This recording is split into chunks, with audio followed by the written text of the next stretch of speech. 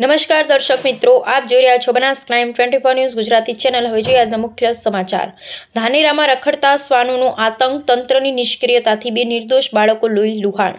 બનાસકાંઠા જિલ્લામાં રખડતા શ્વાનોની સમસ્યા હવે ગંભીર સ્વરૂપ ધારણ કરી ચૂકી છે। ધાનેરા શહેરની શ્રીનાથ સોસાયટીમાં રખડતા શ્વાને અચાનક હુમલો કરી બે નિર્દોષ બાળકોને બચકા ભરતા વિસ્તારમાં ભયનો માહોલ સર્જાયો છે। રખડતા શ્વાને બાળકોના આંખના ભાગે તેમજ પગના ભાગે બચકા ભરી ગંભીર ઇજાઓ પહોંચાડતા પરિવારજનોમાં ચિંતા અને આક્રોશ ફાટી નીકળ્યો। ગંભીર રીતે ઘાયલ બનેલા બંને બાળકોને તાત્કાલિક ડીસાની સિવિલ હોસ્પિટલમાં સારવાર અર્થે ખસેડવામાં આવ્યા હતા, જેમાંથી એક બાળકની હાલત વધુ ગંભીર બનતા તેને વધુ સારવાર માટે અમદાવાદ ખસેડવાની ફરજ પડી।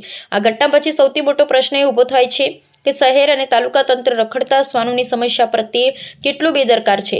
અગાઉ પણ અનેકવાર આવી ઘટનાઓ બનવા છતાં પાલિકા અને સંબંધિત વિભાગો માત્ર કાગળ પર કાર્યવાહી બતાવી જવાબદારીમાંથી બચતા હોવાનો આરોપ સ્થાનિકોમાં ઉઠી રહ્યા છે। રખડતા શ્વાનોના વધતા આતંકમાંથી લોકો પોતાના બાળકોને બહાર રમવા મોકલતા પણ ડરે છે।